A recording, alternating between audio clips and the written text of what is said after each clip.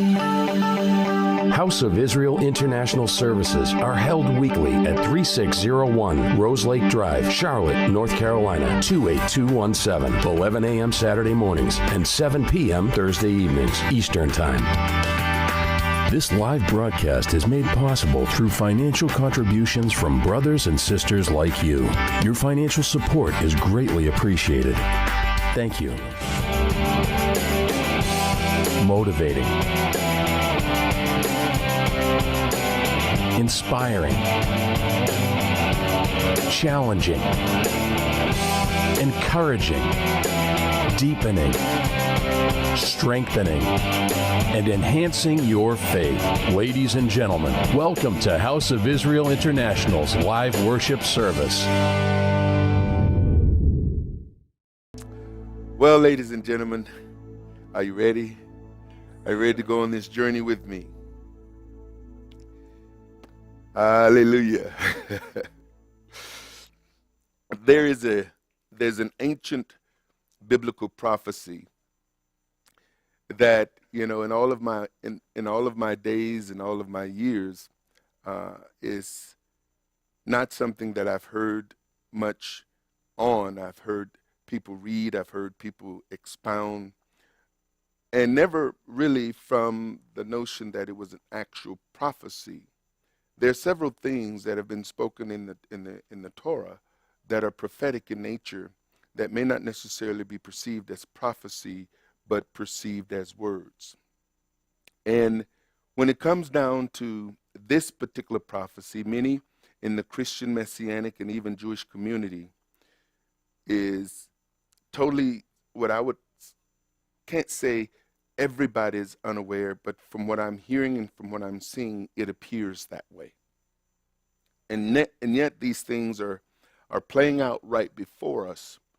And it's as if the prophet Isaiah, who talks about seeing, they can't see. That there are things that are going on right in front of us that for whatever reason we don't see. And I have to tell you that there is a dynamic propaganda machine that is operational that literally leads us in how we think and what we believe. And we are not fully aware at times that this is going on. When I hear people say things, and myself, I remember being in the Baptist, I've said this before, that I began to act and sound like the church congregation I was in. I picked up the language. As a person, in many ways, we as a people are quite adaptive. We adapt to society. We adapt to our environment. We are survivors, and we figure out our environment, the space that we're in. If we move, we figure things out. And no matter what the circumstance, no matter what we're dealing with, we somehow figure out how to get through it. And so there's certain things that just kicks in within us that sometimes I'm not sure that we are even aware. Even when we sleep and we have these dreams, and sometimes the dreams can be so intense, something within us click and we wake up. We have these things going on inside of us that, we can sense danger, we can sense this. It's hard to explain, but I just surmise it to be part of that nature, that comes from the Almighty during the creative process. The ancient prophecy in question, however, does not even appear to be a prophecy on the surface. Genesis chapter 9. These are the 3 sons of Noah, and of them was the whole earth overspread. And Noah began to be a husbandman, and he planted a vineyard, and he drank of the wine and was drunken, and he was uncovered within his tent. And Ham, the father of Canaan, saw the nakedness of his father and told his 2 brothers outside. And Shem and Japheth took a garment and laid it upon their shoulders, and went backward and covered the nakedness of their father, and their faces were backward, and they saw not their father's nakedness. And Noah awoke from his wine and knew what his younger son had done unto him. Now, there's something strange about this, because the fact that his younger son was not Ham. His younger son was not Ham. He saw what his younger son had done unto him, and he said, cursed be who? Canaan. Now, who saw his father's nakedness? Genesis 9:22 indicate that Ham saw the father's nakedness, but it doesn't necessarily tell us everything Ham saw. And so when Noah awoke, he said, cursed be Canaan, not Ham. A servant of servants shall he be unto his brethren. How many of you know that's a prophetic word? You may not necessarily see it as a thus saith the Lord, but here Noah speaks as one who has the authority to speak for the Almighty. If I may be so bold, ladies and gentlemen, there are particular places in the Bible, and we're not going to go down that road, but I think that by mentioning it, some of you will be mindful of it.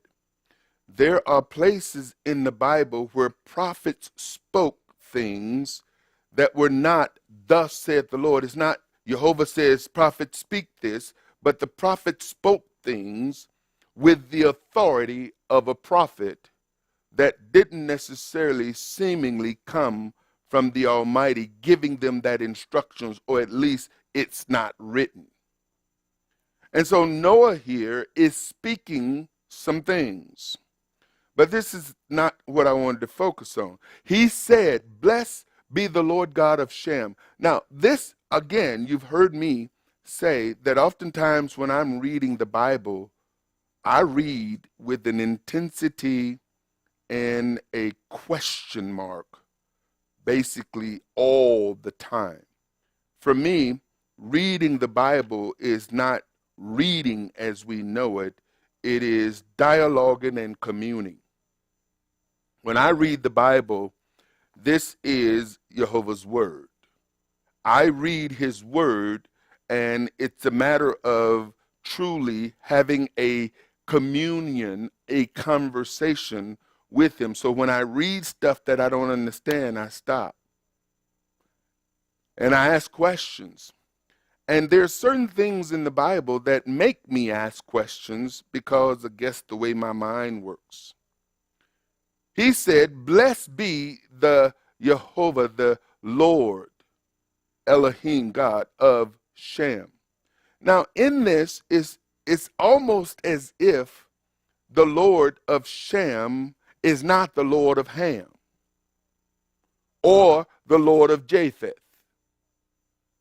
It appears that what Noah is saying here on the surface is simply that of his three sons, and I don't believe they're serving different L's, but he makes the statement that blessed, he doesn't speak blessing over Japheth. He doesn't speak blessing over Ham, but the Almighty does. And so you can't curse what He has blessed, and you certainly can't bless what He has cursed. But how many of you know that you and I have the authority to bless and curse?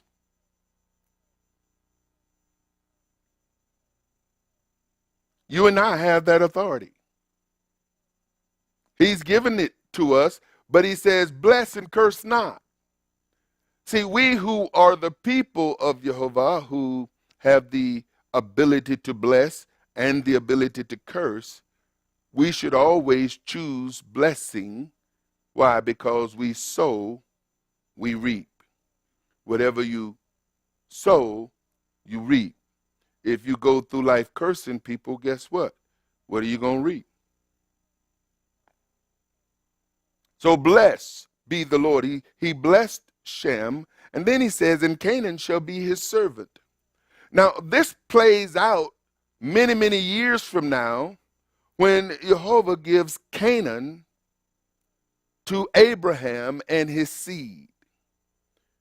This Canaan here is the son of Ham, who will inherit property that will be given over to Abraham, who is a descendant of Shem. We're going to see this. But then he says, God shall enlarge Japheth, and he shall dwell in the tents of Shem, and Canaan shall be his servant. So we see now Canaan is not only going to be the servant of Shem, but Canaan is also going to be the servant of Japheth. Now, this is a prophetic word that Noah is speaking based on what has happened to him, not so much based on what the Almighty is speaking to Noah to speak. And yet the very thing that Noah is speaking is going to come to pass. Why? Because he is speaking blessing, he's speaking curse. He's literally speaking as one who has authority over all the earth. The word here, and this is the interesting thing about this word, enlarge. Now, on the surface, it seems as if what's going to happen to Japheth is going to get huge. That's what the word suggests, right? But when you look at the word in the Hebrew, it has other meanings.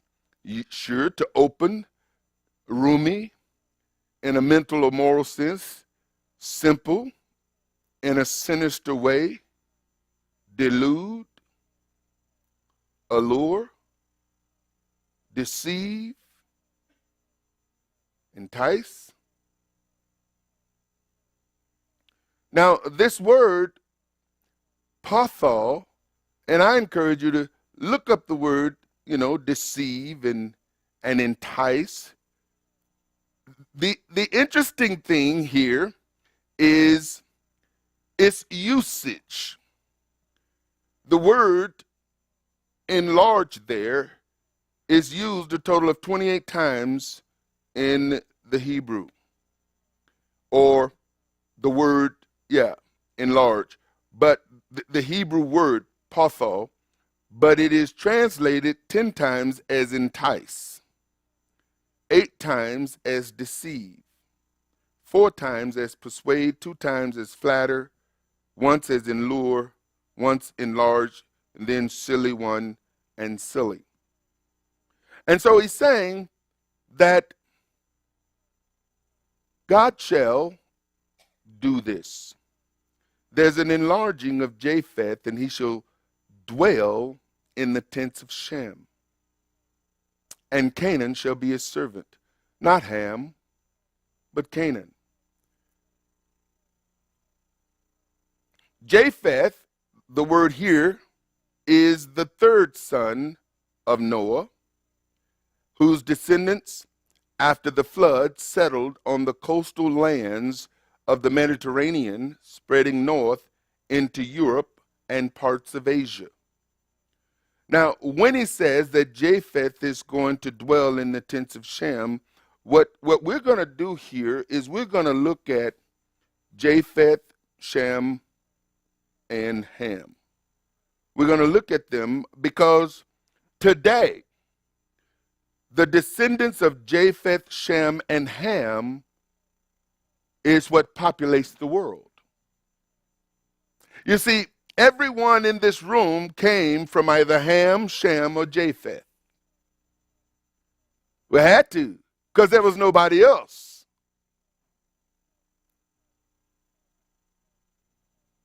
Every person on the planet, when the Almighty repopulated the earth, came from Ham, Shem, or Japheth. Who did you come from?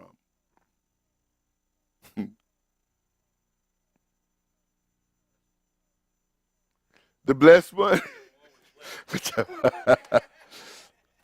See, I'm trying to get us, in a place to where we literally begin to open our minds and think,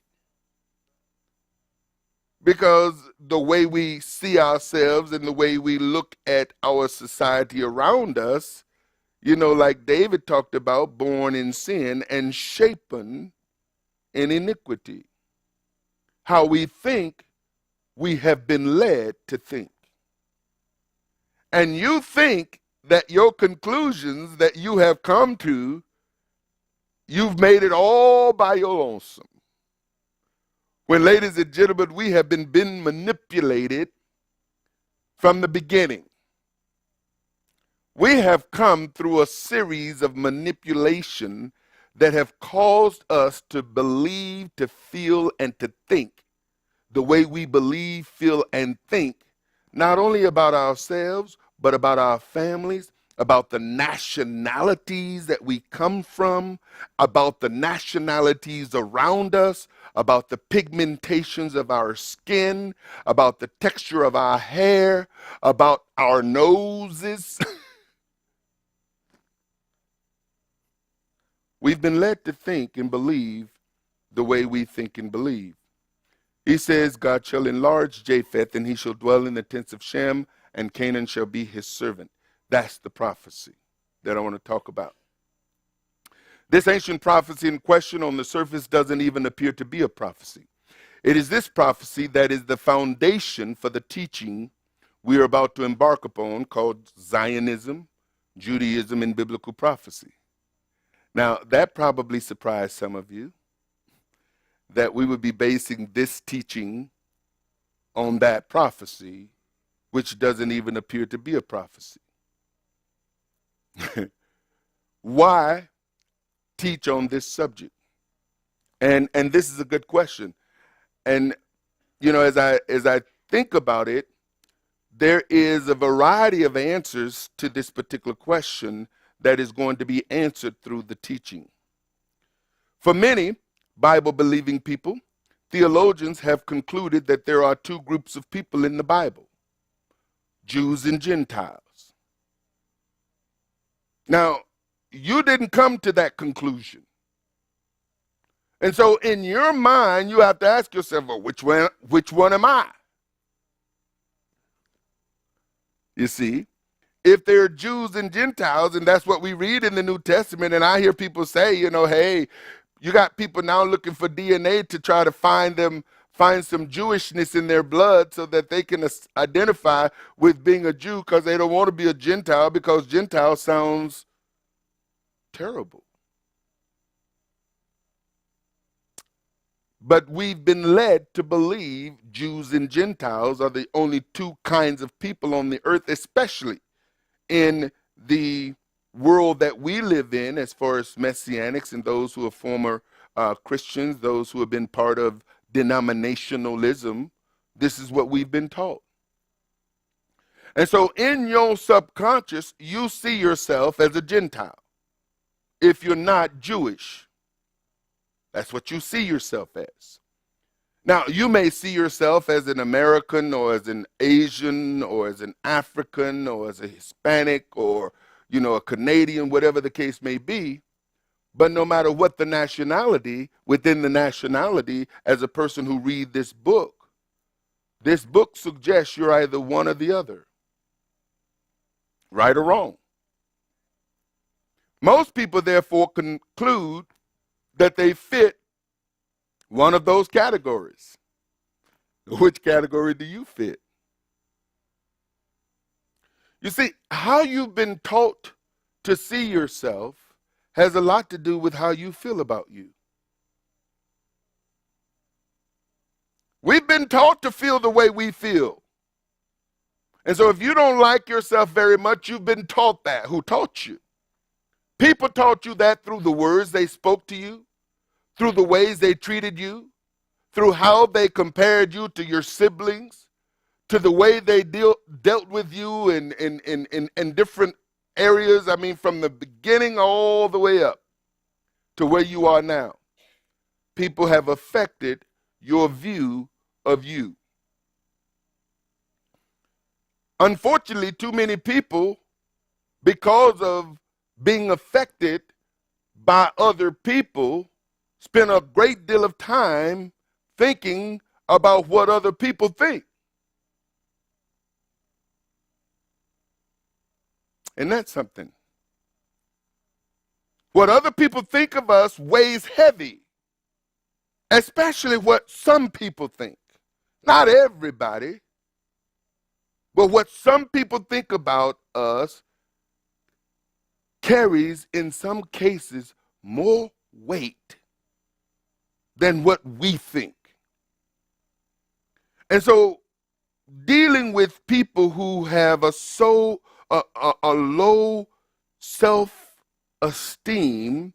or a debased view of themselves, there's a great deal of energy that is invested in trying to build that person up.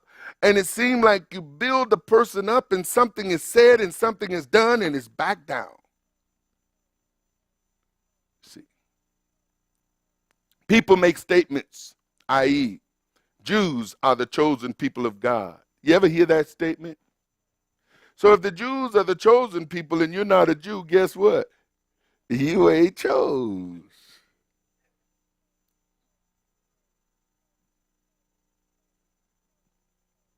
Where did that come from? You won't find this statement in the Bible. You won't. Where do they get those statements? Certainly not from the Bible. So where do they come from? See, these are things that are incorporated in us that we've come to believe without even asking questions where they originated. See, this is part of that propaganda, ladies and gentlemen. It's part of the propaganda machine that has been trying to tell you who you are and tell you who other people are. And so if you grew up on one side of the track, you saw yourself one way. If you grew up on the other side of the track, you saw yourself another way. If you went to a certain school, you saw yourself one way. And there's always this hierarchy of where you may see yourself based on the society and the community that you grew up in. How does the Bible define a Jew? How does the Bible define a Gentile? Now, it's important if we're going to be looking at definitions that instead of looking to Webster, we look at the Bible. Because we're going to deal with all of this. We have to. What do you hope to accomplish in this message? This is what I'm saying to myself. What I'm hoping to accomplish in this message is really to set people free in their thinking. Because if you don't get set free in your thinking, no matter what we teach you, you're stuck. Everything that you get is going to be filtered through your thinking. And if you don't learn how to think different than how you think, it doesn't matter how many services you hear, how many messages and sermons I teach. If I can't get you to think differently, and this is the whole purpose of what Paul is trying to bring out in Romans chapter 12, is that, listen, you are a new creature. As a new creature, we think like the old creature. It's like some people say, I still dance, I just changed partners. It's like I'm the same person, I'm just not on the dark side, I'm on the light side, but I'm the same person. And so a few adjustments are made here and there, but unless there is an absolute renewal of the mind, then everything you hear is going to be filtered through the way you've been taught to think. And you know what's really sad? It's really sad when I go, it's something when I deal with people who were brought up in places where they were taught to hate black people. And when I came in the Messianic movement, it seemed like all the people who were taught to hate black people were in the Messianic movement. It's unfortunate because 99.9% of the people were folks who come from rural communities. Communities where, we were taught, don't go too deep in the forest. Don't go too deep in the woods. And watching people really try to distance themselves. And it was even sadder when I was dealing with people and deal with people whose parents taught them stuff that they couldn't embrace, but because they were part of that clan, because they were part of that community, they really didn't have much choice but to embrace what was being handed down in the community. Because our community shapes us. Born in sin, shapen in iniquity. Well, who does the shaping? Our community. That's who shapes us. Some of you heard me say this a long time ago, and I haven't said this in a long time. I was walking in a supermarket in Grand Rapids, Michigan, and a mother had her little child, and the child said, "Look, Ma, a nigger."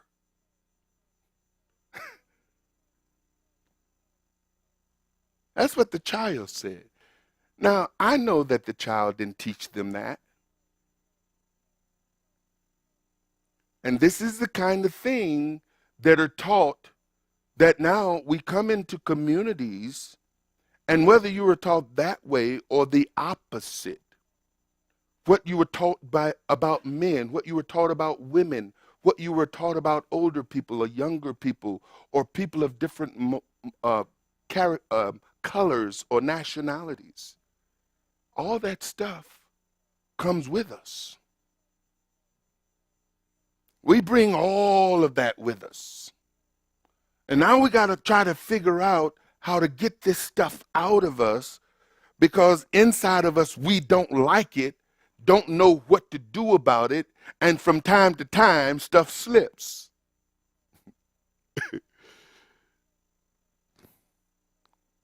Are you with me? I told you about the time I was in the Reformed Church, and we were in Iowa. We were in Iowa. And here it is, I'm the only black person in 100 miles. And you can tell the difference between what comes out of a person's mouth and what they actually do. There are people who are taught to use certain language, like we've been taught to use Jew and Gentile, because that's what we've been taught.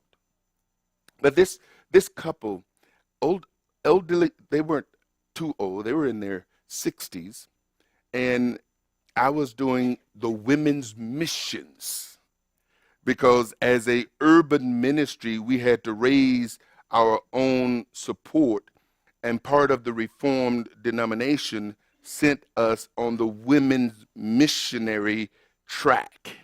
So we visited several churches within certain communities and did presentations on the work we were doing in the urban community. And so I'm at this one family's house, and I get there, and they bring me in, and lo and behold, they've moved out of their bedroom, and they've given me the bedroom. And that's the stuff we do in my culture. Now here I am, a black man in Iowa, and this couple is moving out of their bedroom, and they're giving me their bed to sleep in. And I'm thinking, wow, that's what my mama would do. That's what we do. And then the next morning they woke up, and then there was prepared food, and man, they just treated me all nice. And then he wanted to give me instructions before we go to service. And he says, now, Brother Arthur, when we get to service, if people look at you funny, don't pay that no mind. Most people in these parts have never seen a Negro.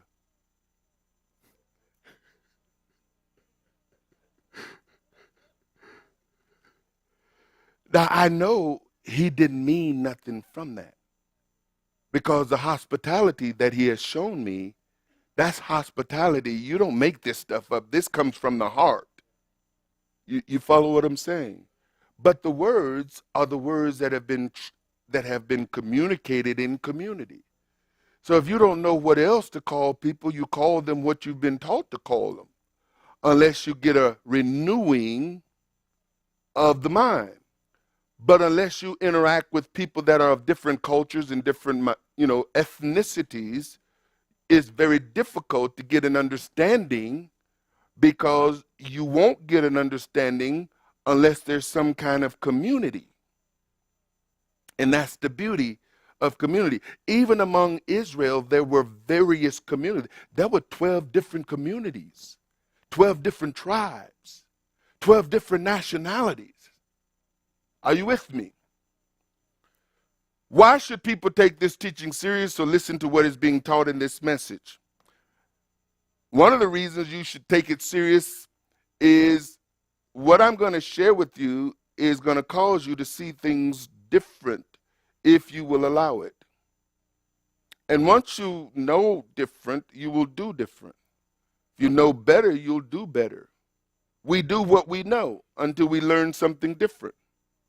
We believe what we believe until we learn something different.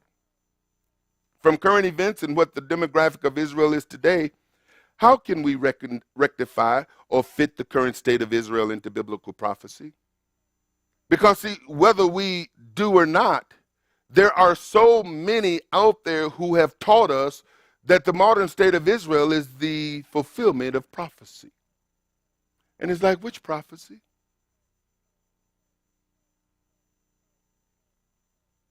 How did we come to believe that? Because we've been taught.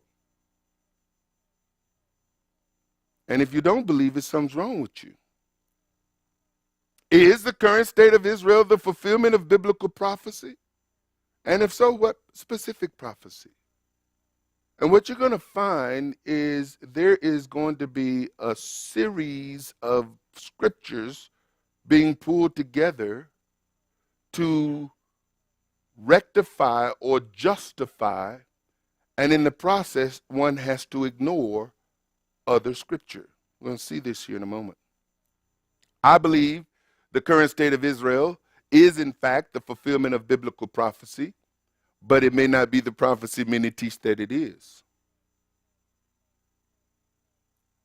Now, remember, there's prophecies in the Bible that are spoken of as prophecies that are not revealed as prophecy, or that is not taught as prophecy.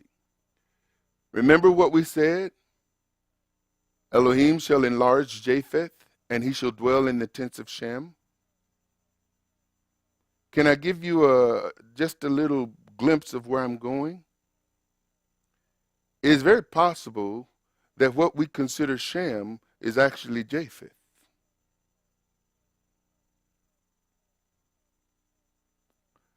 I'm going to make the case.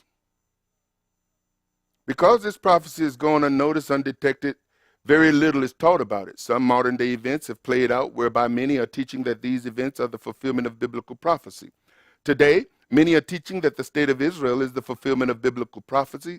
Some even refer to questions made by the prophet Isaiah as predicting the modern state of Israel and its formation in 1948.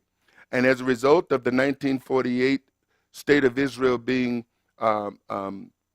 mandated, some began to count down other prophecies. Let's see. Some even referred to questions made by the prophet Isaiah as a fulfillment. Here's what the prophet said. Who has learned such a thing, heard such a thing? Who hath seen such things? The question mark. Shall the earth be made to bring forth in one day? Or shall a nation be born at once? Does that look like a prophecy to you? It appears that the prophet is actually asking some questions. And then, for as soon as Zion travailed, she brought forth her children. Now, this is what I've heard many who say this proves that Israel, the state of Israel, is a fulfillment of prophecy. And then people want us to look at all of the miracles of war, where the Almighty has defended and caused them to trounce their neighbors and come out victoriously. And all of this really sounds good because it takes us back to the time of Moses, when Moses, was taking the children of Israel, and Father blessed them in their war as far as when they were told to go into certain places and what to do, and they followed those instructions, and we see that the hand of the Almighty was with them. The word Zion or Zion mean parched place. It's another name for Jerusalem, especially in the prophetic books, and it's used as Zion 153 times and Zion as one. Now, so when we hear Zion and then we hear Zionism, oh man, that's a beautiful word connection. It's beautiful. I mean, it's ingenious if you ask me. What better thing to do than use biblical words to identify you? Many refer to the question of Isaiah 66:8 as a prophecy and declare the day Israel became a nation in 1948 as the fulfillment of that prophecy or those questions. In this teaching, we will define Zionism, we'll define Judaism, and explore biblical prophecy in light of the modern state of Israel. And this is so important because, when we look at what is going on, there's a lot of unanswered questions. Now, if I step away from the Bible, and I listen to teachers and preachers and prophecies, then I don't have those questions. They seem to kind of go away. But when I read the Bible and I look at what's in the Bible, I got a lot of questions, folks. And I believe I've found answers that I present, and people have to decide whether or not they can deal with it. The stories we are told, the sermons we are taught, the Bible studies we attend help shape our theology and worldview.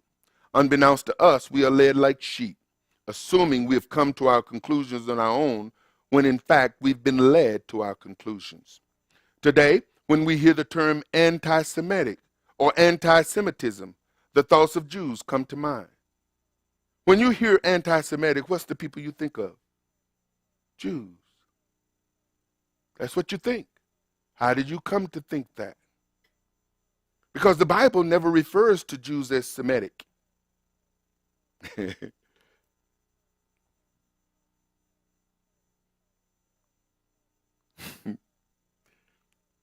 This is part of the propaganda. We have been propagandized to such a degree to where we think what we think is truth when we've been told to believe certain things that we've accepted as truth, that when they are challenged, people get defensive.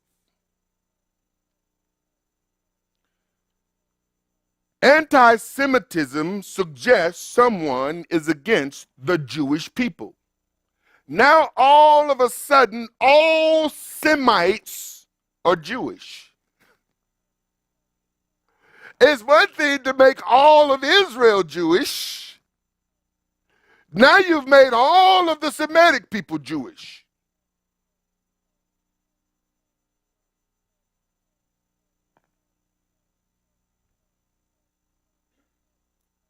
To be an anti-Semitic person is to be against the Semitic people. Who are the Semites? Semites are the descendant of Shem. Let's look at some of them. In Genesis chapter 10, it says, unto Shem also the father of all the children of Eber. Now, Eber, we're going to find, is Eber, Ibri, which is the father of the word Hebrew. The word Hebrew is traced back to Eber,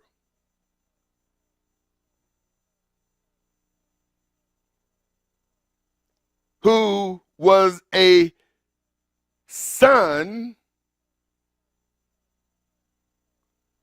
of Shem. Now, if Eber is where we get the word Hebrew, then what was Shem?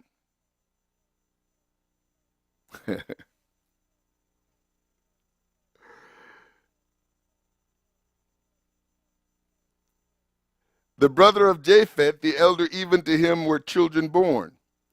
Eber or Heber, the word, the region beyond, it is translated Eber and Heber, meaning Hebrew, Ibri, one from beyond, which comes from the number 5677 in the Strongs, which we get the word Hebrew,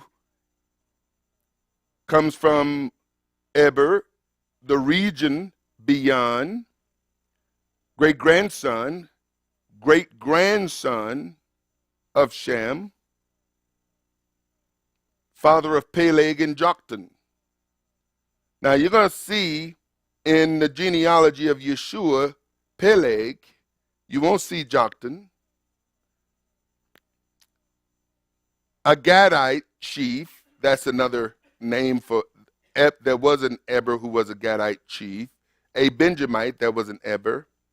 Now, the word origin, the same as 5676, which is the word Eber, a region across, and that word comes from the Strong's word letter 5674. So we got to do some tracing. Okay? It's a little digging.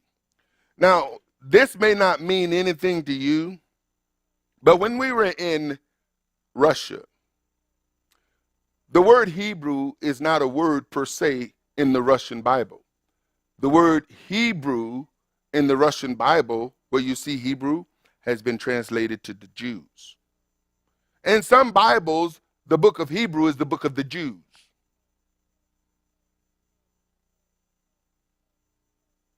Now, in our, enclaves, we have the English translation. And imagine trying to sit and talk to a Russian with a translator, convincing them that the word Jew is not Hebrew, that the word Hebrew doesn't translate into Jew, when their translation, their Bible says the word Hebrew is the word Jew. So now all Hebrews are Jews. Now, Eber was a Hebrew, but Eber weren't Jew. Jews hadn't even been invented yet.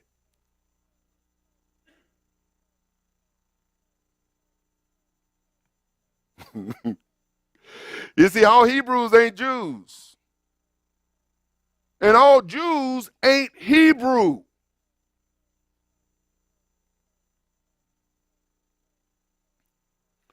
The word 5674 is the word abar, and that means to cross over. So now we come to the conclusion that Hebrew means to cross over, and the issue is cross over what? See? Because some would say cross over Jordan. Some would say cross over Euphrates. Spiritual people cross over from light to darkness. Religious people cross over from the world into the church. So you got all of these crossovers depending on who you're talking to.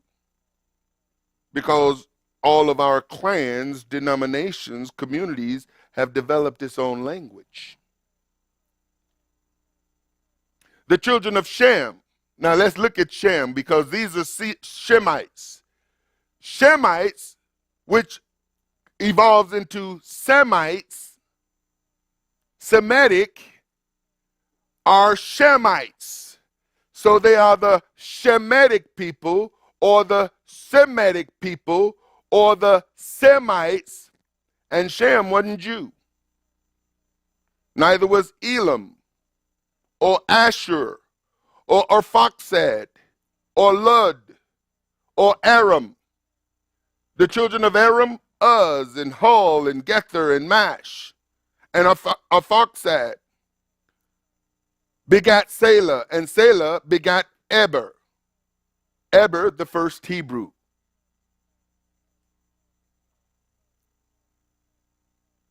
Not Abraham. So, if Eber is where we get the word Hebrew, then there were some Hebrews before Jacob. What you talking about, Arthur?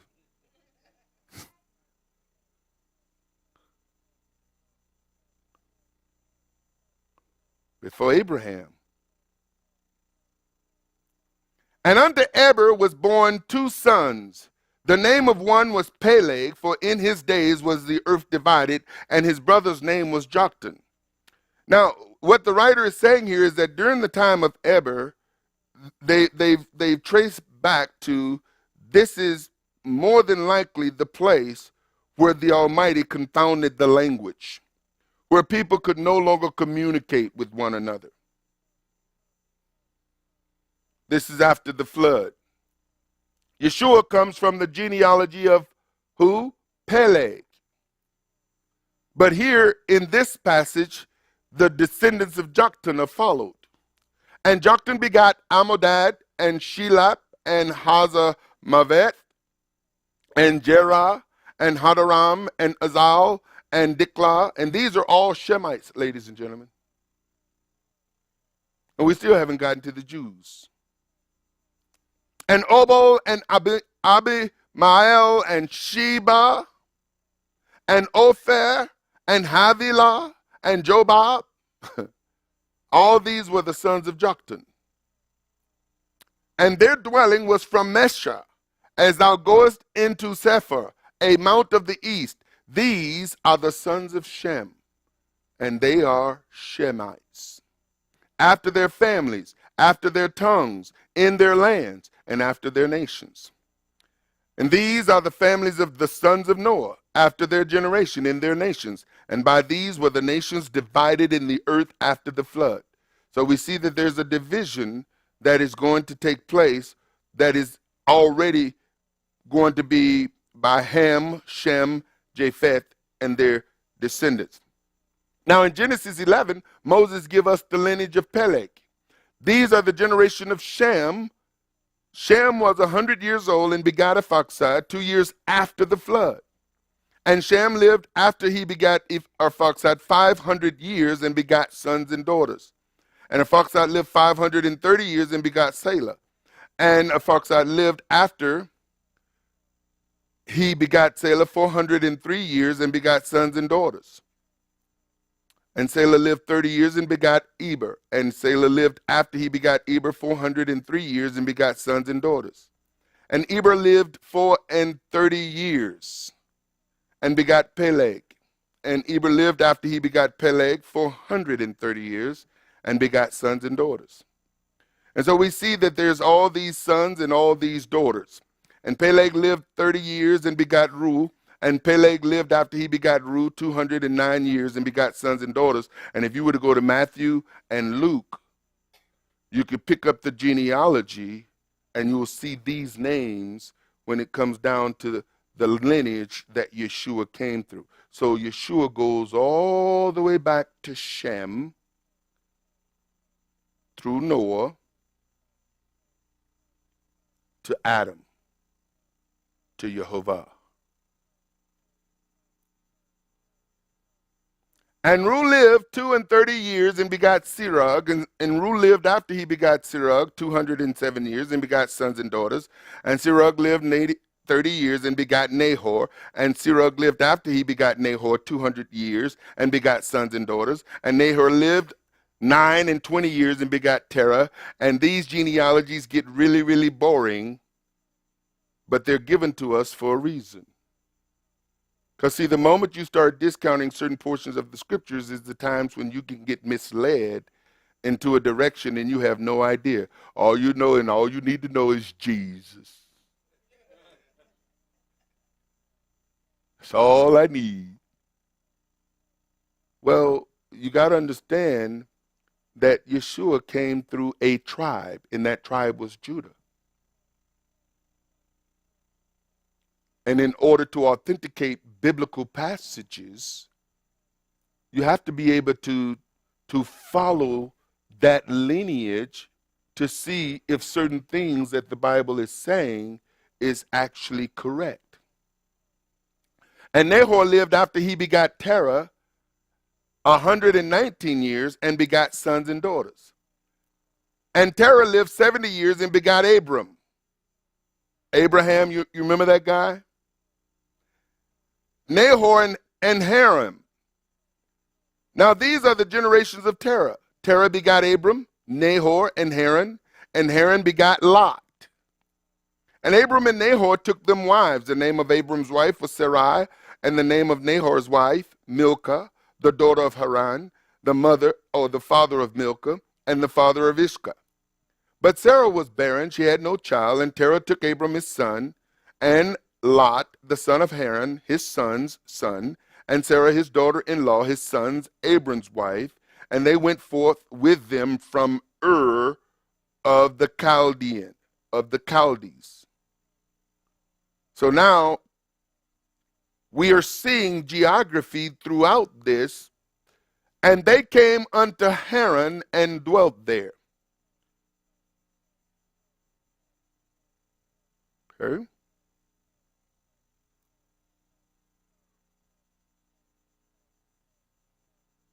And the days of Terah was 205 years, and Terah died in Haran. Now the Lord had said unto Abram, Get thee out of thy country, and from thy kindred, and from thy father's house, unto a land that I will show thee. And I will make of thee a great nation, and I will bless thee, and make thy name great, and thou shalt be a blessing. And I will bless them that bless thee, and curse him that cursed thee. Now, it really troubles me, and it probably shouldn't, because I see where people take scripture and apply it to themselves. But it bothers me to no end when I see religious communities saying, listen, the Jews are the chosen people of God, and whoever blessed the Jews, God will bless, and whoever cursed the Jews, God will curse. And the Almighty never said that. He never said that. He said, whoever bless Abraham, I will bless. And whoever curse Abraham, I will curse. You understand what I'm saying? And so every person who walked in accordance to the faith of Abraham can claim that blessing. But the masses have been taught that that only applies to the Jews. Not to us. You see, as Abraham was told, you will be the father of many nations, then every person that comes under the faith of Abraham is now not just grafted in, they've literally been adopted. Can you get this? Because see, grafted in, it sounds wonderful. We're part of. Adopted sounds even better if you ask me. Because this adoption comes through the faith of Abraham, but it comes via Yeshua. He says, I will bless them that bless thee and curse them that curse thee, and in thee shall all families. Now, what does that mean, all families? All families of the earth shall be blessed. Because of who?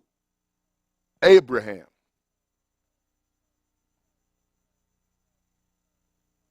So all families include you and your family. So you and I can claim whoever bless me, Jehovah will bless. If anybody can claim it, you and I can claim it. Well, now, brother, that's kind of reading in the scripture. Well, you wasn't thinking that way when you say whoever blessed the Jewish people will be blessed and whoever cursed the Jews will be cursed. You just did the same thing. You're taking scripture and applying it in an area that the scripture doesn't necessarily solely apply it to.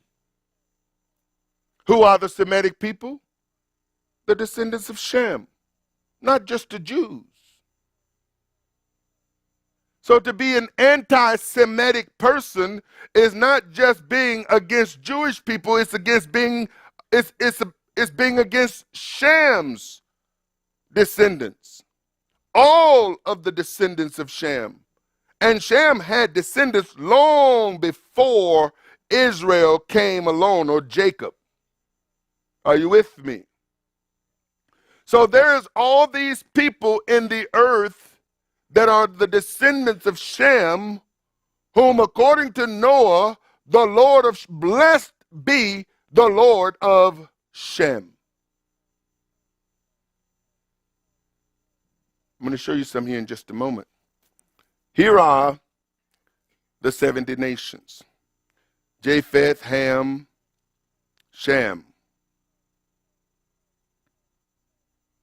Now, when you look at this side, you see Shem. And Shem is the father of the Semitic people. And then there is Ham. Shemites, Hamites, Japhethites. Japhethites, Hamites, Shemites.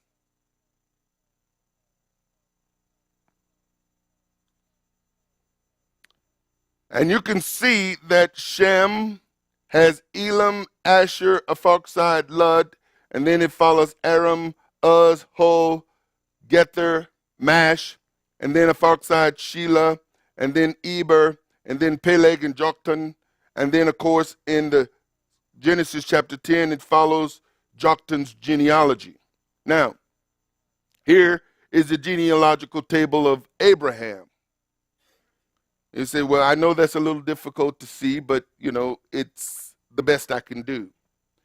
And what you have is you have Abraham, Isaac, through Sarah, and Jacob. Now, Jacob and Esau are both from Isaac.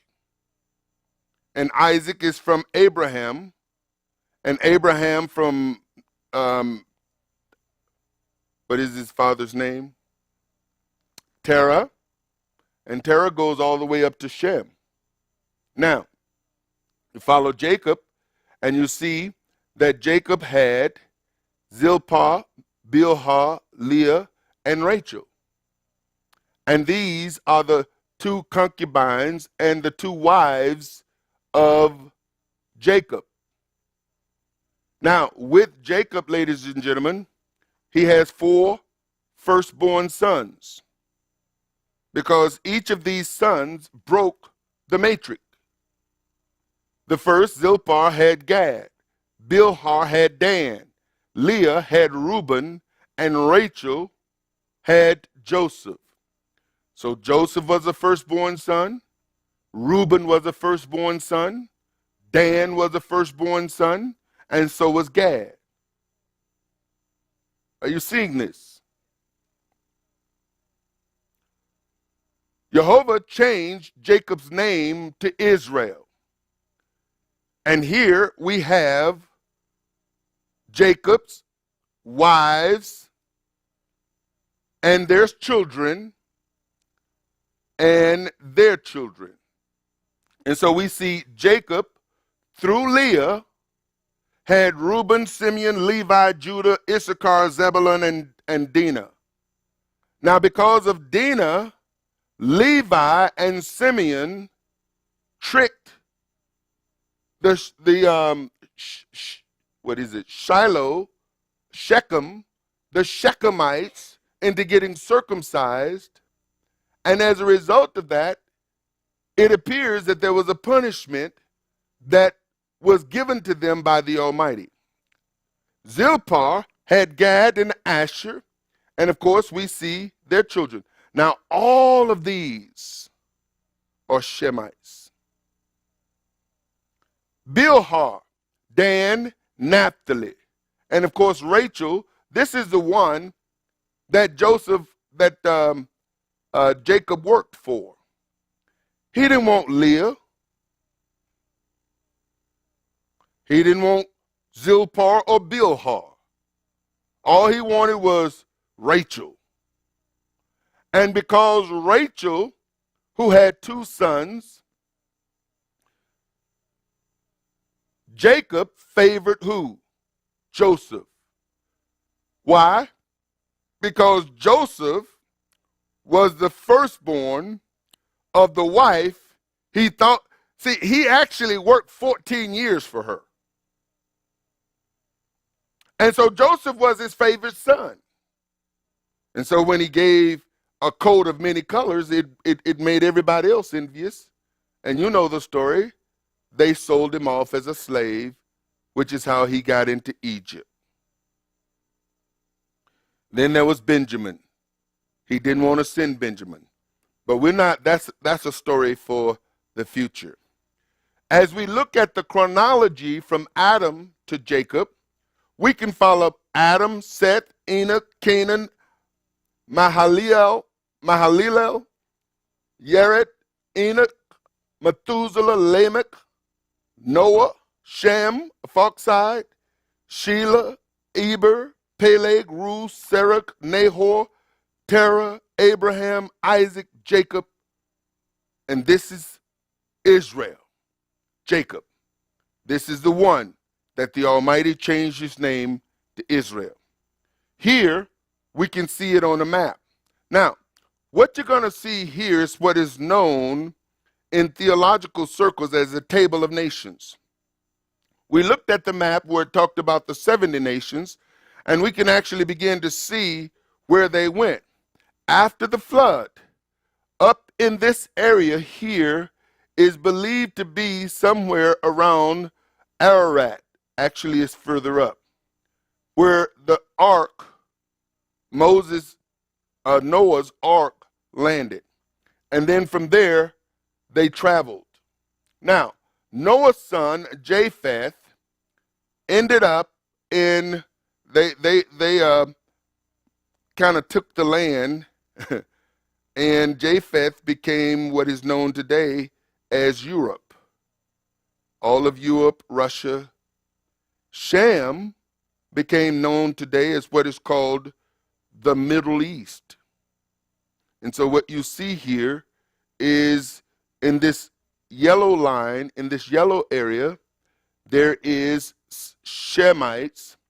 Up in this pinkish area is where the Japhethites, and in the green is where the Hamites. Now what's really interesting is that on this map, you see green even in some of the yellow. And you see yellow even in some of the pinkish. And what you will find, ladies and gentlemen, is that the Bible, from Genesis all the way, it seems, up to the intertestamental Bible, intertestamental books of the Bible, you will find the majority of this book covered by Shem and Ham's descendants. Japheth seems to be out of the picture until a certain portion when the Greeks come. Why? Because Greece and Rome is all part of Japhethite territory.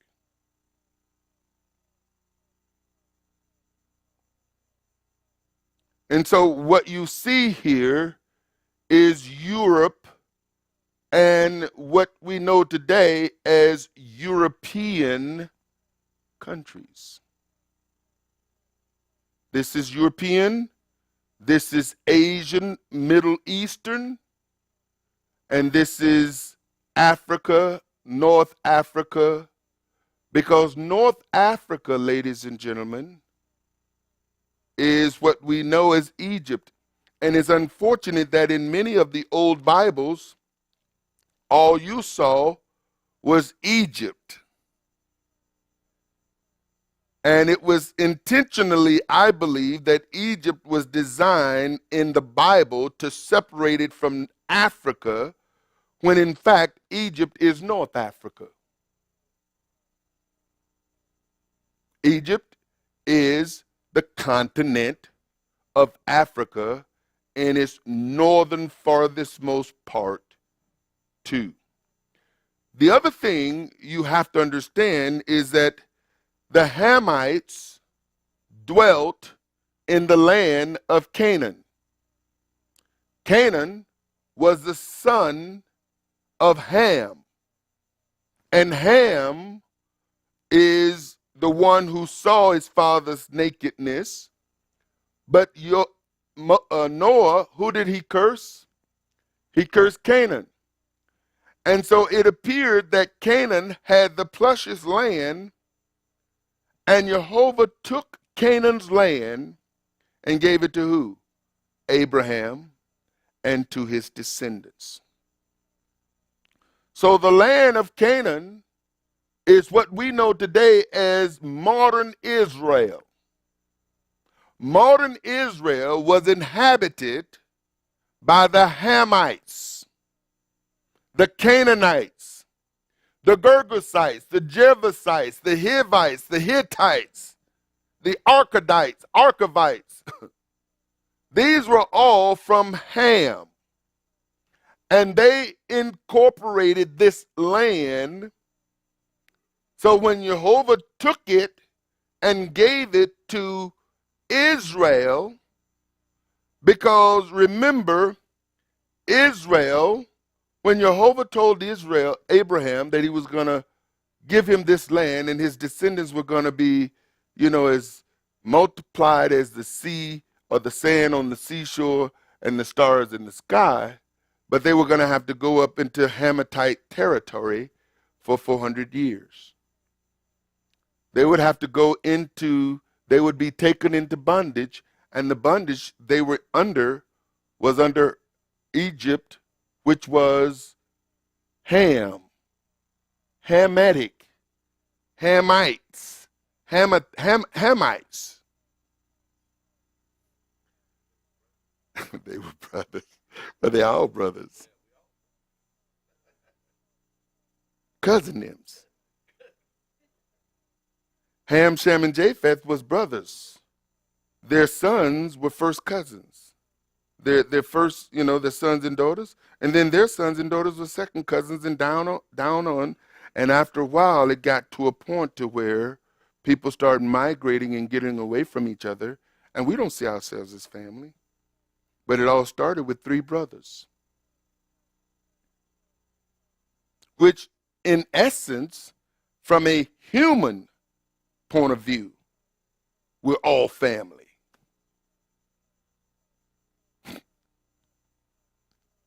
Now, we haven't gotten into the family of Jehovah, but from a human national point of view, we're all from Ham, Shem, or Japheth. It's the only way we could come. The four Israels, we'll deal with this. Got a few minutes. The four Israels, the first Israel is Jacob. Jacob's name was changed, and this is Genesis 32:28, and he said, "Thy name shall be called no more Jacob, but Israel." So you got a reference. "For as a prince hast thou power with God and with men, and hast prevailed." One who wrestled. Then there's the 12 tribes of Israel. And this is what was spoken in Genesis 49. "All these are the 12 tribes of Israel, and this is it that their father spoke unto them and blessed them. Every one according to his blessing, he blessed them." Who blessed them? Jacob. Jacob blessed them, and during the time of the blessing, who was Jacob's favorite son, ladies and gentlemen? Joseph. Joseph was his favorite and Benjamin was his second favorite. Why? Because Joseph was the firstborn. Joseph was the firstborn. He thought he had lost Joseph. When he got Joseph back, Joseph had two sons. Their names was Ephraim and Manasseh. Now, this is one of those powerful moves of the Almighty, that the Almighty took the grandsons of Jacob and elevated them to son status, because Jacob's grandson received the double portion. The double portion goes to the firstborn. But remember, Jacob had 4 firstborns. Why? Because he had 4 wives, and all 4 of those wives had sons who opened the matrix, and therefore they were all firstborn. So Jacob chose Rachel, the wife that he wanted, and through Joseph, he gave the double portion. Ephraim and Manasseh, on the map we looked at on Shabbat, was Samaria. The Samaritan area, Galilee to the north, Samaria, central Israel, Judah to the south. Ephraim and Manasseh embodied the land of Samaria, Shechem, Shiloh. Then there's the land of Israel. And Jehovah gave the children of Israel the land of Israel. Genesis 12:1. Let's read it. Now the Lord had said unto Abram, get thee out of thy country and from thy kindred and from thy father's house into a land that I will show thee. And I will make of thee a great nation, and will bless thee, and make thy name great, and thou shalt be a blessing. And I will bless them that bless thee, and curse them that curse thee. And in thee shall all families of the earth be blessed. So Abram departed as the Lord had spoken unto him, and Lot went with him. And Abram was 75 years old when he departed out of Haran. And Abram took Sarah his wife, and Lot his brother's son, and all their substance that they had gathered, and the souls that they had gotten in Haran, and they went forth to go into the land of Canaan, and into the land of Canaan they came. And Abram passed through the land and unto the piece of Sichem, unto the plain of Moreh, and the Canaanite was in the land. And the Lord appeared unto Abram and said unto thee, thy seed will I give this land. And there built he an altar unto the Lord who appeared unto him. Now, there's a teaching that we made. I don't think it's a video, but it is on the YouTube. And it talks about true worship. I'd encourage you to kind of check that out. It's amazing when we begin to follow the life of Abraham and we see Abraham built several altars. And the first altar he built because that's what the Almighty spoke to him. Get it? He went someplace else and he built an altar and wanted to talk to the Almighty, and he couldn't get a connection. Abraham went back to the altar that Jehovah had spoke to him, and guess what? Jehovah spoke to him there. And from this, I come to the conclusion we need to find where Jehovah spoke to us and stop trying to get him to speak to us in some place he hasn't spoke to us. Because if he haven't spoken to us in this place and we keep going back to the same place and we can't hear him, then it might want to think about going back to the place where he spoke to you before. You have to find that place where he spoke to you, because that could be a very special place. But that's a different teaching. Modern Israel. So now there are 4 Israels. When I taught 3 before, but there's 4, and that's modern Israel, Zionist Israel. Now, modern Israel is a mixture of Zionism and Judaism. It's a mixture. Zionism is a play on the word Zion. Zionism is not biblical. Zionism established Zionism as a wordplay on the word Zion, so people who hear Zion would connect Zionism to biblical Zion. And by the word itself, we subconsciously ascribe spiritual and biblical significance because of the name. Zion is defined in the Bible as Zion, as I shared with you, Parsh Place, another name for Jerusalem. Zionism is defined as a political movement to create and maintain a Jewish state. Zionists initially weren't even religious. Zionism could care less about Torah. Zionists don't care about Torah, and I'll show you here in a moment. Both Zionism and Judaism rejects Yeshua. Both of them.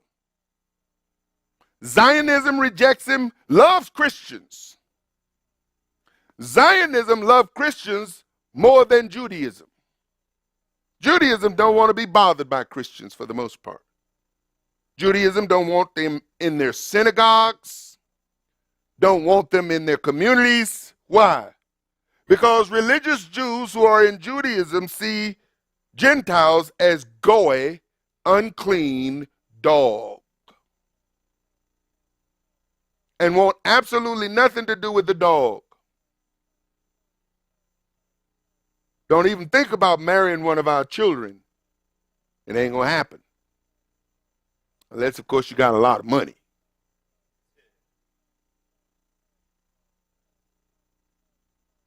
Now, if you got a lot of money, we might consider you.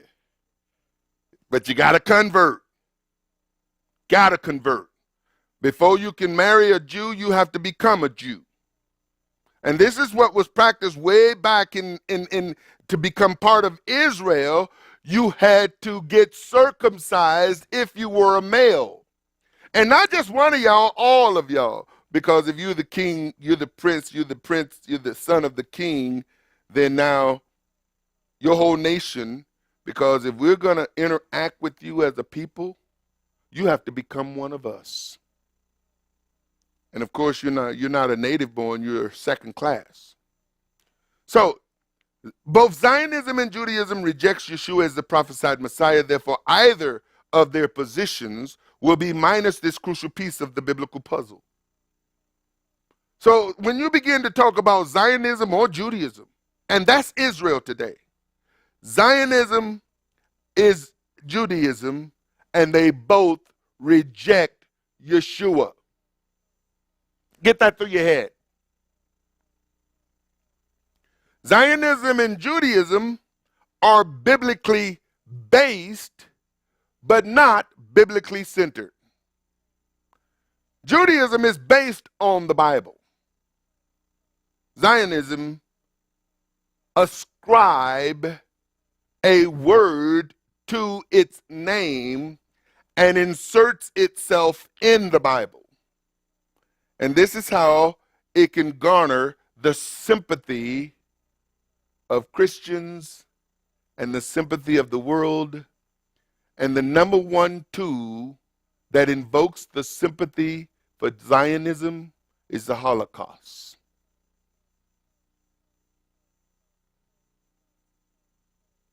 See,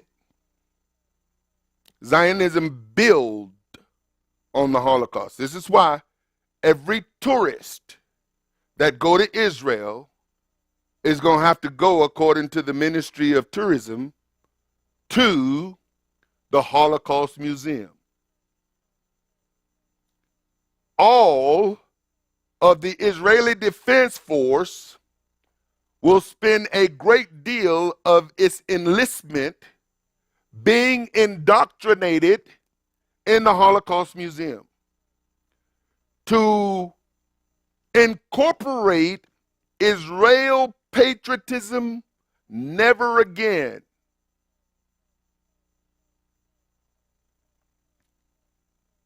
Biblically based, not biblically centered. Zionism is secular and political. Judaism is religious. Zionism seeks world domination, through economics. And this is one of the reasons you'll find some of the wealthiest people in various countries can very well be associated with Zionism. That's a whole different message. Zionism seeks world domination through economics. That's the economy. That's the world banks, central banks. You know, in my research, it was interesting to find that 3 Supreme Court justices are Zionist Jews. 3 of them. I'll reveal that to you later. Judaism seeks domination of Jewish life through halakha. So Jews want to control the religious life. Judaism wants to control the religious life of the Jews. And Zionism not only want to control the political life of the Jew, but want to take over the world. And have developed a plan to do just that. Now, I can point you to some people who think about this for a moment. Think about this just for a moment, and we won't dwell here. But it has been proven that Adolf Hitler had Jewish in his DNA. That Adolf Hitler was part Jew. But that's not where I want to go. I want to take you down this road just for a moment. One day, this man woke up and said, we got to get rid of all the Jews. Do you think that happened overnight? Have anyone ever questioned how did it get to that point? What took place that led up to the expelling of Jews from Germany? Because something happened. There was a series of events that happened. And you would be surprised when you begin to look at the series of events and the world players involved in these series of events that brought us into a world war. Now we're going to war with the people that haven't even done nothing to the United States of America.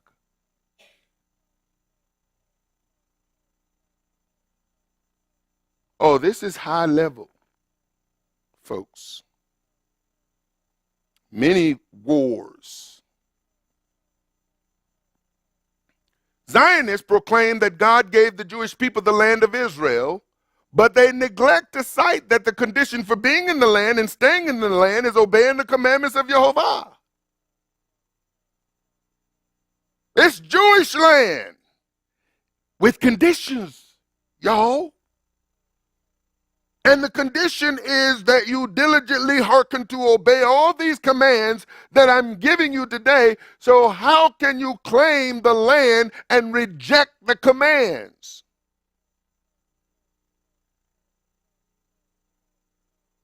And convince the world that it's God's doing.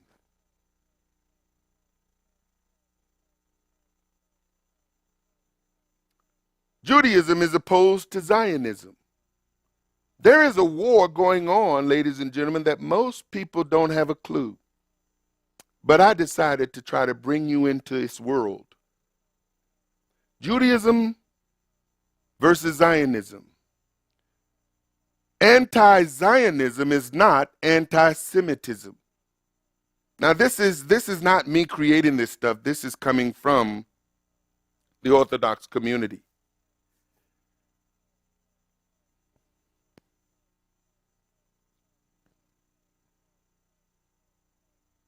Again, this is not me, and this ain't Photoshop.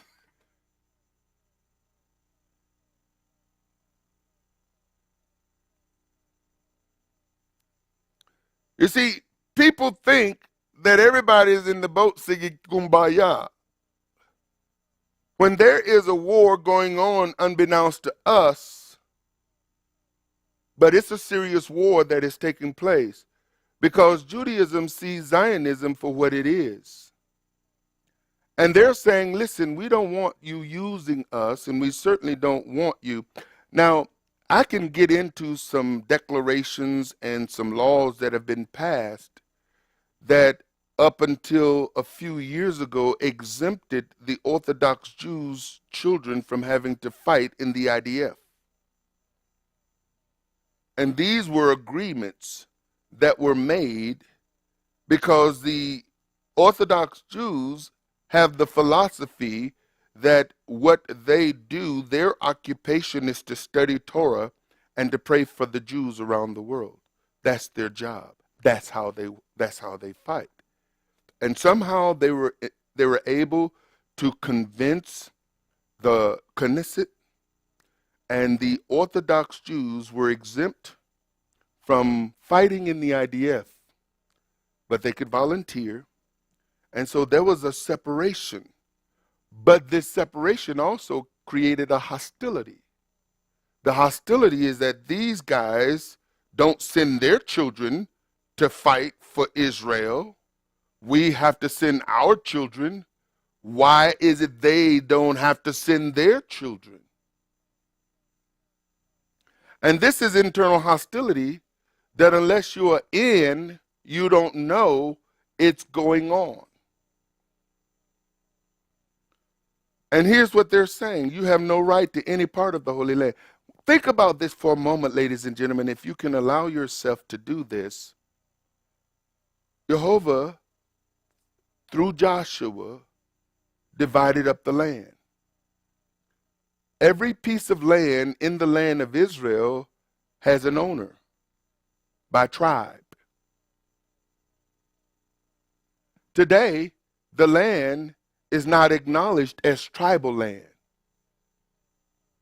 And so they build settlements and put people, because what had to occur is that somehow, some way, there had to be a shifting of the thinking of people to not look at Israel as a tribal people, but look at Israel as one people, thus Jews. And once we can convert you into stop thinking tribal, then we can get you into thinking Jew, and therefore all of the tribes are incorporated into this word Jew. And as a result of conversion, all the tribes into Jews, then we can do whatever we want to the land, and we don't have to acknowledge it by tribal geography.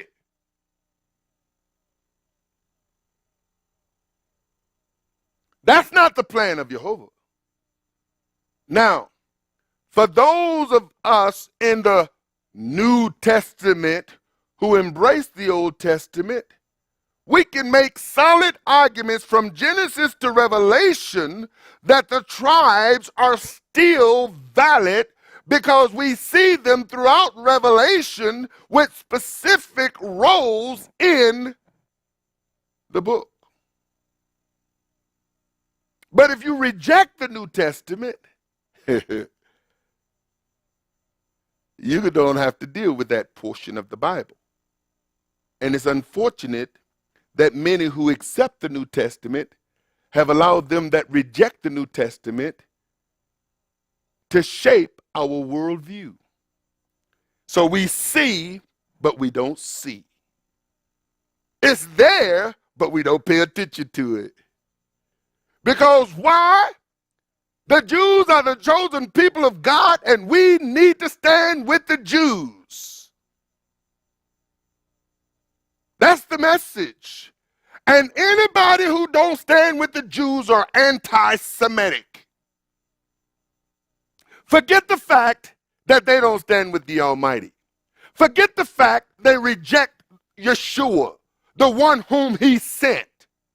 Forget the fact that we've got a New Testament portion of the Bible and an Old Testament portion of the Bible that says the Almighty, through all of his laws, that should be very clear, that there are people that are ascribed a land and the year of Jubilee, all of the land reverts back to its tribal owners. But let's take that out the Bible. Certainly we're not going to acknowledge it.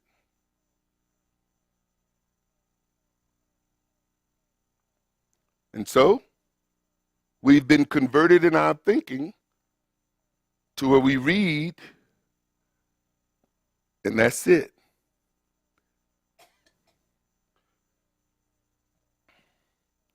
This is New York. I'll tell you, ladies and gentlemen, there is such a movement going on among the Orthodox, the ultra-Orthodox. And we're going to look at some of that. I'm about to bring this to a close. Now, this is a picture, ladies and gentlemen. Can anybody tell me who that is? No, it's not. This guy's name is Theodor Herzl. Theodor Herzl is the father of Zionism. He's the guy who really pushed the agenda. The first prime minister, can anybody tell us who the first prime minister of Israel was? There's an airport named after him. David Green.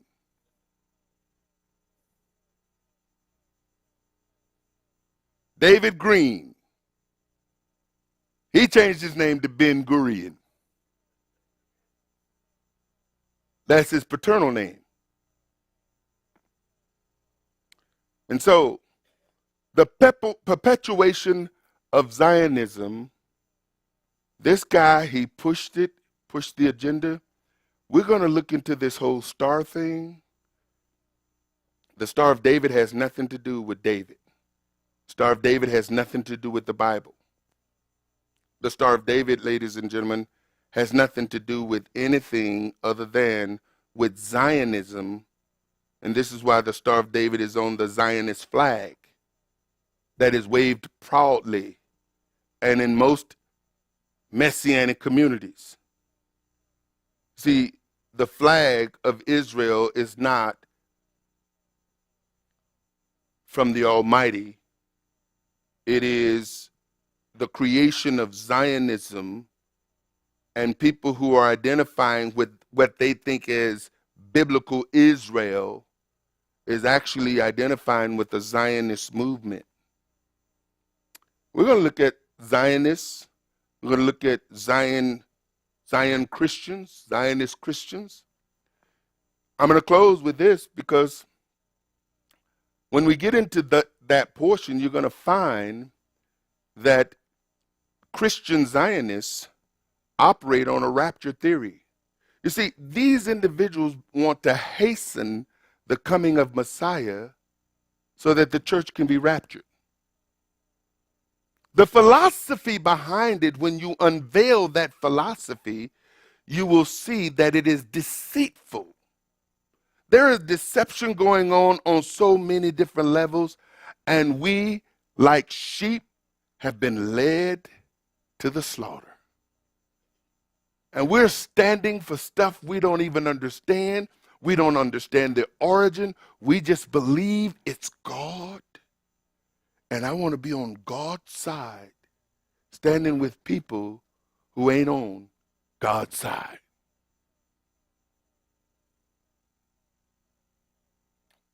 So I'm gonna challenge you. We're gonna look at this probably 2, maybe 3 more services. I think that I can get to the core of where I'm trying to go.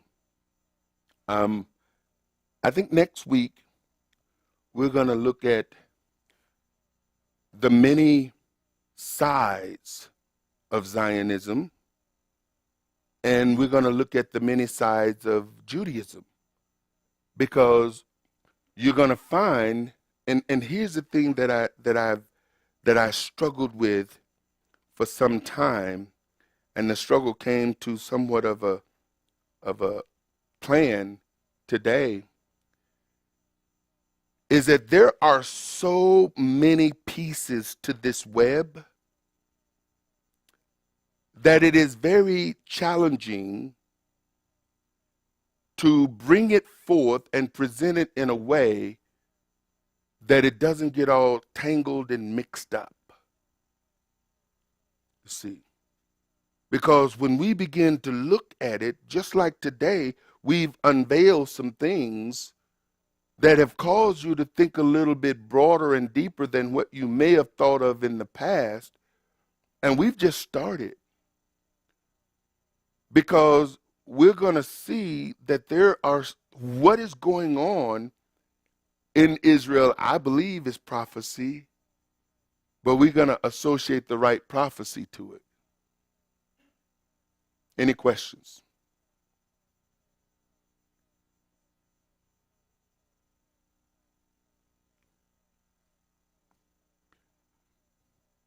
So, well, how do we ask questions behind this? Well, if there's something that was said that you don't necessarily get or understand at this particular moment, we can certainly entertain that thought. If not, we're going to give you an opportunity to give. And while we're giving, we can continue if there are questions that need to be addressed, or thoughts, or even comments.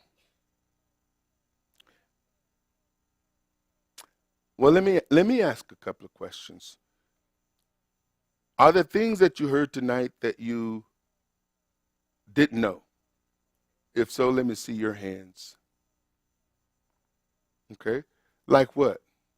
Let's get a mic. Put up a hand, somebody who want to go first.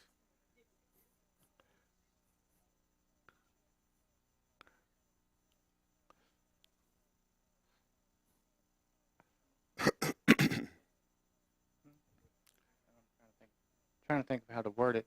You know the Messianic symbol that they claim to be the Messianic symbol that was found all over Israel? That The was fish, the star, and the menorah. menorah.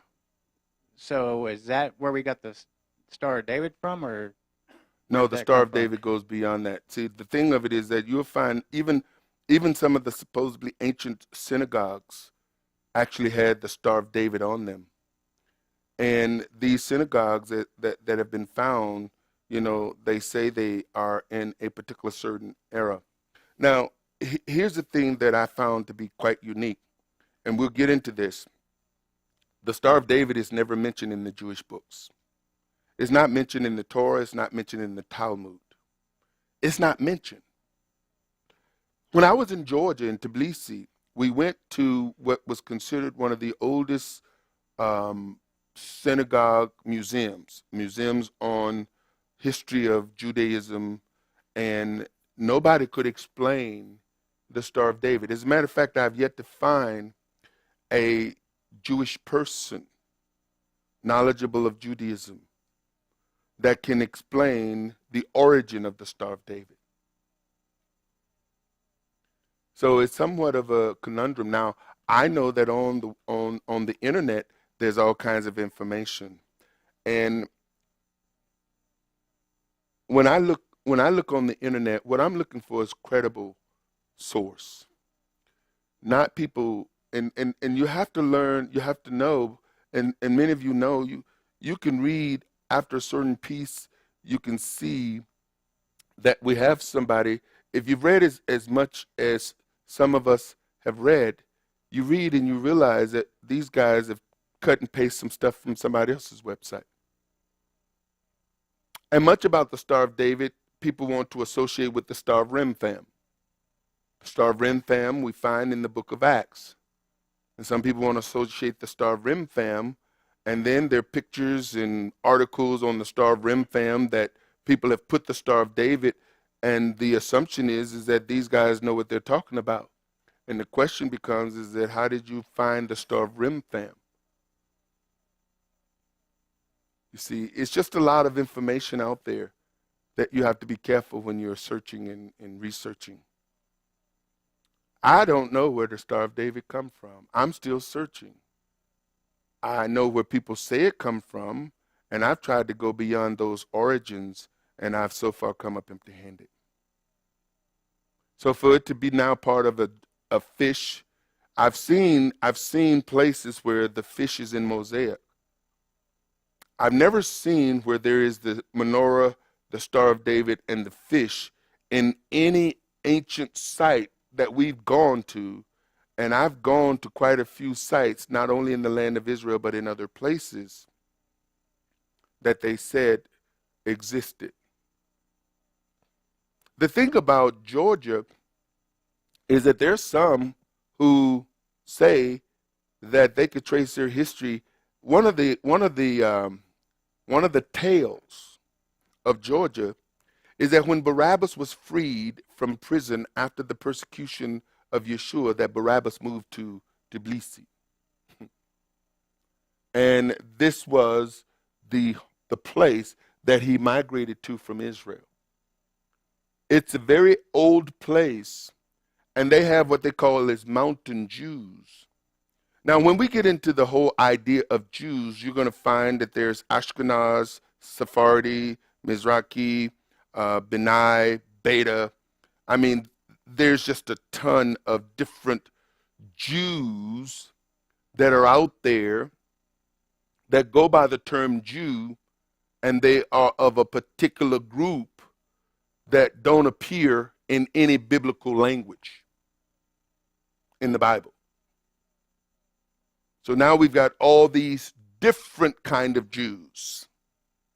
And what distinguishes these Jews are their practice and their language, their prayer books.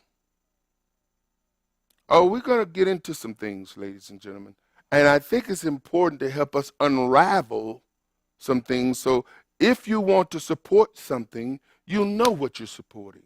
There's no mystery in it. Don't take the mystery out of it so that you know what you're doing with the resources Jehovah is entrusting you with. And you're not doing something under the impression that you're supporting him, when in actually you're supporting something that may be even against him. That's how deception works. The good we call evil, and the evil can be called good. Any other? Some folks already got out of here, didn't they? I have You call on me. the question about you asked two questions, but I don't think we ever get the answers to. I think one of them, that myth, Jews are the chosen people, and where they come from. I think I know that already. And also, when you say Hitler just woke up one morning and decided he's going to just start exterminating Jews, and at first I knew that Zionism was to propel something, to get something moving, by man, but I didn't know that it went into the realm of economics. Not that it was an excuse for him to do what he did, but was it because of Zionism that because, like I say, economically speaking, they were trying, they were building themselves up in Europe?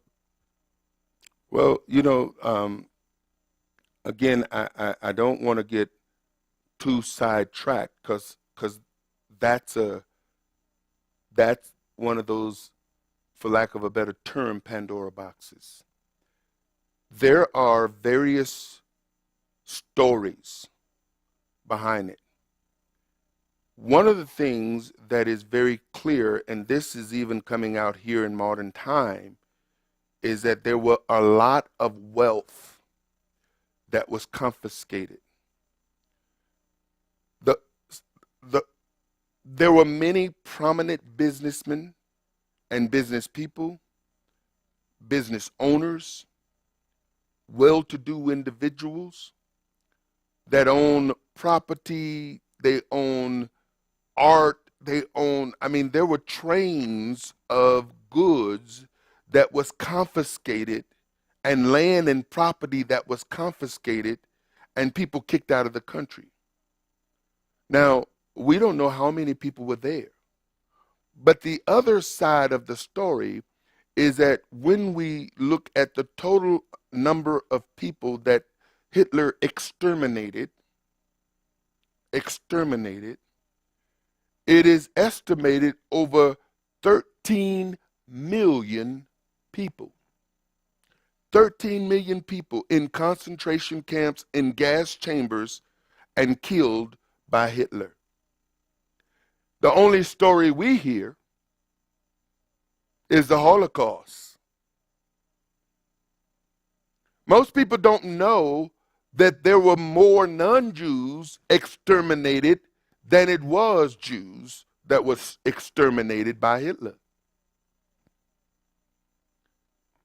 And so the propaganda machine pointed out a particular group of people, and it was strategic in order to invoke the sympathy of the world to move toward a Jewish state. Now you would think, ladies and gentlemen, when we look at the Bible, there is high-level conspiracy that is mentioned in this, and at the highest level is a fellow called Lucifer. At the highest level.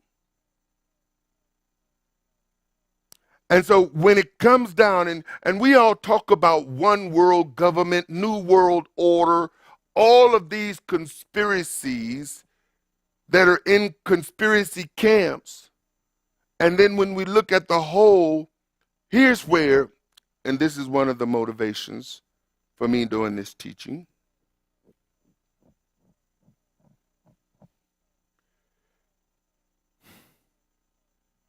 In my thinking, I'm trying to understand what has to happen for the people of God to come to a place that they would literally believe in an anti-Messiah. What has to happen? If it were possible, the elect would be deceived. Now, I got my theories, but the theory that I'm banking on is that if the people could stay connected to the word and see the word for what it is, not be led through the word by these people, that we now can stay close to the hip of Yeshua and his word and not be moved away from it. So what do we have to do? We got to be intricately knowledgeable of what is taught ourselves and not let somebody teach us what is taught. Because remember how that got us into places where we rejected Jehovah, rejected his commands, rejected his Sabbath, rejected his feasts. And we spent an enormous amount of time in those places believing that we were serving the Lord, only to be deceived that if we were to die in that state, we would have been in some serious trouble. How could a people who read from this book, who claim to know this book, not believe this book? Even today, there are many who reject the vast majority of the book. And they believe. They're called believers, and some of you call them believers. And it's like, well, what do they believe? They don't believe what you believe. So how can you call them believers? Because when you call believers believers who reject what you believe, then what kind of believers are they?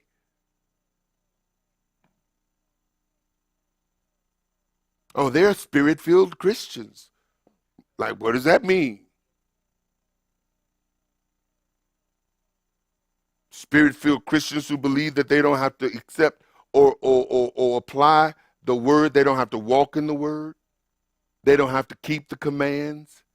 They're spirit-filled Christians who are led by the Spirit, and the Spirit says, we don't have to do that. We don't have to do none of that stuff. That's works. Just stay in the Spirit, brother. Just stay in the Spirit. Hallelujah. Praise the Lord.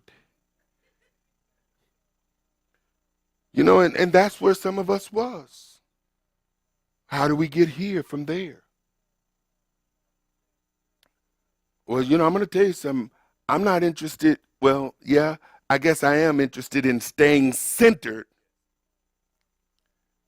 But I also know that there's some stuff that I still don't know and understand. And so I got to unravel this. I got to untangle all of this tangled teachings that we've been taught that have led us to believe and to agree with some stuff that we come to realize it is anti-Bible. And if it's anti-Bible, it's anti-Messiah. And if it's anti-Messiah, it's anti-God. So why am I supporting that which is anti-God, anti-Messiah, and anti-Bible? How can I take the resources that the Almighty has placed in my possession and spend them in something that is anti-Him? And people are going to say, you know, there again, there's that anti-Semitism. Well, the first thing we should have learned is that anti-Semitism is not just about being anti-Jew. It's about being anti-Semitic. And no one people can claim anti-Semitism. Because in essence, when you think about it, many who claim to be Semitic are anti-Semitic.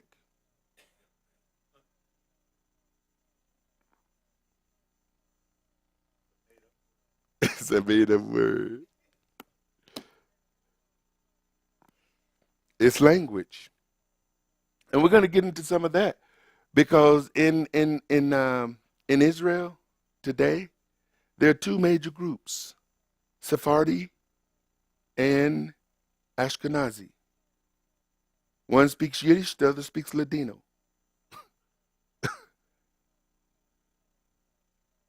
And they all speak Hebrew, but there are various forms of Hebrew, like Israeli Hebrew.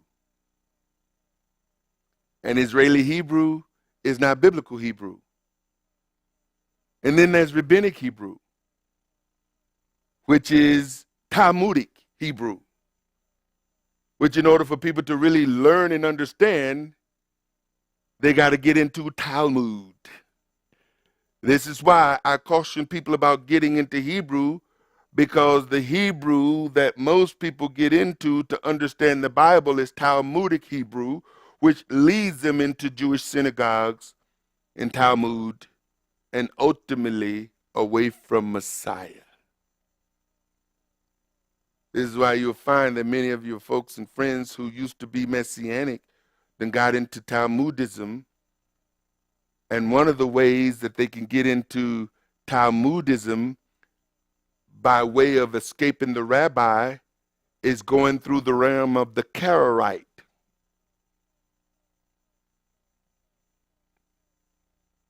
Oh, yeah. The Karaite path. And you got all these people into Karaitism. Let me remind you that Karaitism is still anti-Messiahism. And there's a specific Karaite who is so close. So close. Man, he's been close for how many years now? Oh, he's closer. Oh, he's almost there. He's almost there. Let's keep praying. You can pray all you want.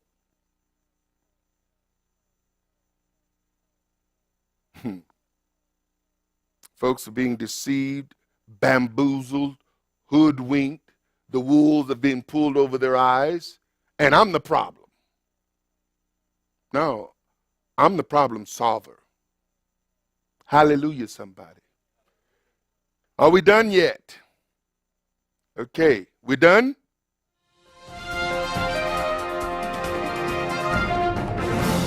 Shalom, saints. Tithing and giving first fruit offerings are critical parts of the believer's faith and has its foundation back in Genesis 4:4, when Abel brought of the firstlings of his flock and of the fat thereof. And Jehovah had respect unto Abel and to his offering. Abel was commended by Jehovah in Hebrews 11:4, where it states that by faith Abel offered unto God a more excellent sacrifice than Cain, by which he obtained witness that he was righteous, God testifying of his gifts, and by it he being dead yet speaketh. Solomon said in Proverbs 3:9-10, Honor Jehovah with thy substance and with the first fruits of all thine increase. So shall your barns be filled with plenty, and your presses shall burst out with new wine. The prophet Malachi wrote in chapter 3, verse 11 and 12, to bring ye all the tithe into the storehouse, that there may be meat in mine house, and prove me now herewith, says Jehovah of hosts, if I will not open you the windows of heaven, and pour you out a blessing, that there should not be room enough to receive it.